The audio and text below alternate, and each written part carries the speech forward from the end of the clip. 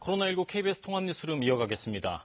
국내 코로나19 추가 확진자가 64명 늘어 누적 확진자는 8,961명입니다.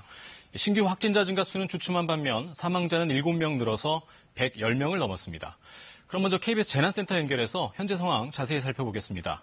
이정훈 기자, 지금까지 들어온 상황부터 정리해 보시죠. 네, 오늘 0시 기준 국내 코로나19 확진자는 8,961명입니다. 어제보다 64명 늘었습니다. 한 달여 만에 가장 작은 증가폭입니다. 사망자는 7명이 늘어 모두 111명인데요. 확진자 수 증가가 주춤한 것과 달리 사망자는 꾸준히 늘고 있죠. 치료 중인 확진자 가운데 여전히 위중한 환자가 많기 때문입니다.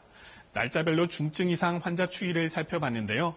파란색이 중증 환자를, 붉은색이 이보다 상태가 심각한 위중 환자를 뜻합니다.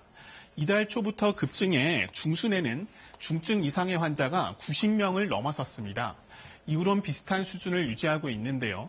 긍정적인 신호로 볼 수만은 없습니다.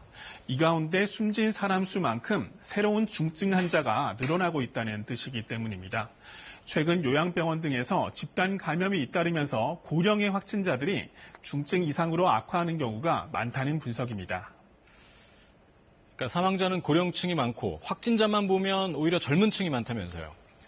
네, 나이대별로 사망자와 확진자 비율을 비교해 보겠습니다. 먼저 붉은색으로 보이는 사망자는 이 60대 이상이 전체의 90%를 차지할 만큼 고령층의 비율이 높습니다. 반면 확진자의 비율을 보면 20대가 27%로 가장 많았는데요. 애초 신천지 교인 가운데 젊은 층이 많기 때문으로 분석됐었죠. 그런데 방역당국의 조사 결과 대구 경북 이외 지역에서도 20대의 비중이 20%를 넘는 것으로 나타났습니다. 활발한 사회활동이 바이러스를 널리 퍼뜨렸다는 분석입니다. 전문가들은 젊은 층의 경우 증상이 약하더라도 본인을 통해 가족이 감염될 수 있고 또 면역 과잉 반응으로 스스로도 위험해질 수 있다고 경고합니다. 남녀노소 불문하고 강도 높은 사회적 거리 두기가 필요한 시점입니다. 지금까지 재난방송센터에서 KBS 뉴스 이정훈입니다.